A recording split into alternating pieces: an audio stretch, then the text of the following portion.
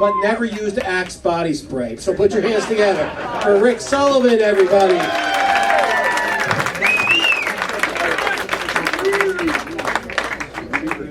Thank you. Good evening. My name is Rick. I'm an alcoholic. Hi, Rick. Chip, I thought you said this was an A.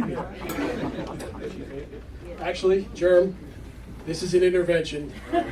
We all love you. Sorry, it's for my own amusement. So I'll tell you a little bit about myself. I just turned 53 as well. Thank you very much. Still alive, that's a win these days. I'm single. That's right, ladies. Shocking, right? Guy in his 50s, doesn't drink, trying stand-up comedy for the first time, and single? Midlife what? Exactly. I figured this is a lot cheaper than buying a Corvette anyway.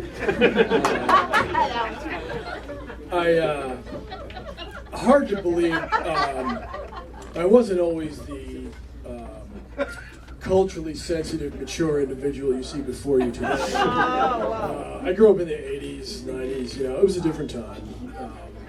But I have a lot of learning experiences along the way.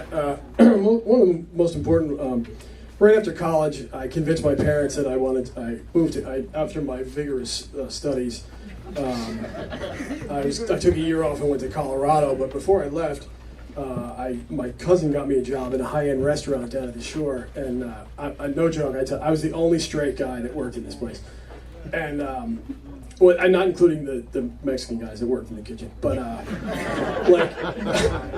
no joke, and like waiters, bartenders, I got this job as a bar back, the management, and it was weird being a minority. I know I can't say minority, right? But sorry, I was outnumbered. It's probably better. And they all knew I was straight, but they fucked with me constantly. And I mean, some of the funniest people I've ever worked with, but it'd be crazy. I'd be carrying racks of glasses, into the kitchen, and I'd hear things like, behind you and loving it.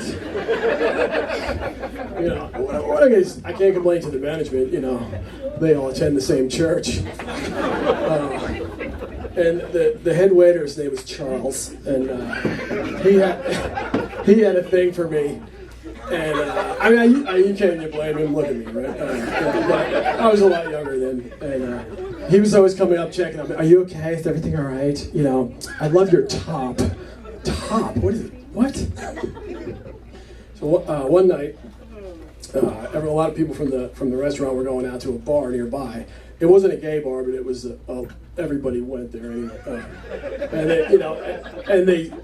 Charles said, "Are you coming out with us for cocktails?" No, I got a thing I got to do somewhere, but I'll take a rain check. Thanks for the offer, but I wish I'd gone.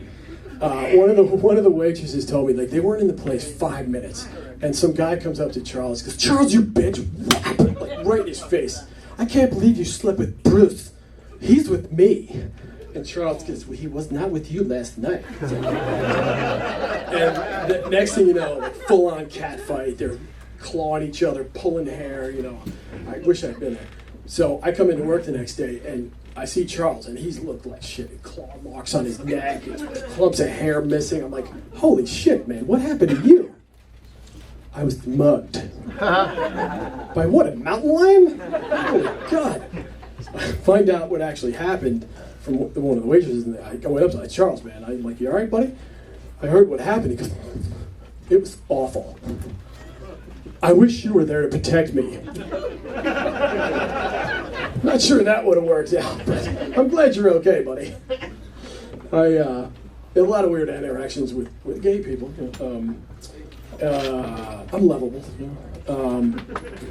Valentine's Day reminded me. I was married years ago. Not every woman finds me repulsive. I was married for a while. But one Valentine's Day, we went down to New Orleans and stayed in a hotel, and I went out for breakfast. And but I realized I was out of cash, so I noticed there was an ATM sign in front of the bar right next to the breakfast joint. So I walk in this place, you walk in the front door and the bar's a big rectangle. I come in, I see the ATM sign all the way in the back of the room. So I laser focus on that. There's 10 or 12 guys drinking in the bar at 10 a.m. on a Saturday in New Orleans. I didn't think much of it.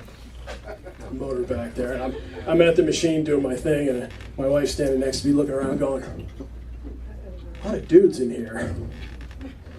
A lot of rainbow flags, too. Again, I am oblivious to this.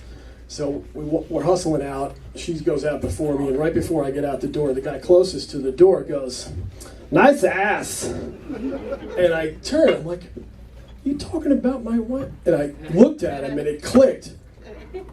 Cut off jean shorts, pink tank top. You were talking to me, weren't you? He goes, "You know it." So I said, "Thanks, man. I'll work out." But again, it's a different time now. The other guy saying, it's everything's offensive. You can't tell any racial jokes anymore. Can't make fun of little people. Can't hit women anymore. I'm kidding. I'm joking. I've never hit a woman. I came really fucking close, though. It's another reason I stopped drinking. I was in a bar at the shore. It's happy hour, summertime, packed, having a few beers, and it's my turn to buy a round. So I go up to the bar, and it's like shoulder to shoulder. So I muscle in between, two people, and I'm not big, but I'm kind of I'm high density and wide, and squeeze in, and I bumped the woman's arm to my left, and a little bit of her drink spilled on her finger. So she doesn't even look up. She's just sitting there. She just goes, "What the fuck?" I ignore her, order my drinks. They come, and she goes, "Why don't you buy me a drink?" "Excuse me?" She goes, "Why don't you buy me a fucking drink, asshole? You spilled mine." Like, "Why don't you blow me?" Like, what? Bad, not the right response. So she stands up. This is a true story. Dude, I'm telling you. And she squares off with me and starts chest bumping me with her boobs. I'm not quite sure how to process this. So I start laughing. I'm like, "Are you kidding me?" And then she gets pissed. And she shoves me. And it started, again, there's a little delay. I start to, as I'm falling back, I have a very lengthy conversation with myself in about a quarter of a second. I'm taking it all in. And I made some assumptions. I know that, based on her appearance, I know it's profiling, but mullet, bandana, big shoulders, sleeveless flannel. Draw your own conclusions, So as I'm flying back, I'm flailing, and I grab something to hold on to. One of her boobs. Again, big mistake. So she goes red, and she winds up and is about to swing at me. So again, I'm making this. I'm like, okay, in my head, ordinarily I would never hit a woman, but she's got about 2 inches on me, probably 20 pounds. She obviously wants to fight. I've had enough beers, probably, and you know what? I'm equal opportunity, So as I'm being shoved back toward her, I swing, and God loves me, thank God. As I get halfway through, bad decision. My arm stops halfway. And I look up, and this giant bouncer has my arm in his hand. And I go, "Dude, this is going to sound really lame, but she started it." And he goes, "I know, but bro, you just can't. Sorry." I'm assuming I'm getting thrown out, but they tossed her out. I couldn't believe it. Apparently, I was the third guy that she tried to start a fight with. Lucky for me. Fortunately, or unfortunately, I was the only jackass that actually engaged in the confrontation with her, moron. But thank God it didn't come together, because there's no upside there, right? I punch a woman. I'll never hear the end of that. Or B, I get my ass kicked by a woman, and I will definitely never hear the end of that. No upside again. You know, it was a Christmas miracle. God loves me. Anyway, thank you, ladies and gentlemen. Thanks for coming out. I really appreciate it. That's all I got.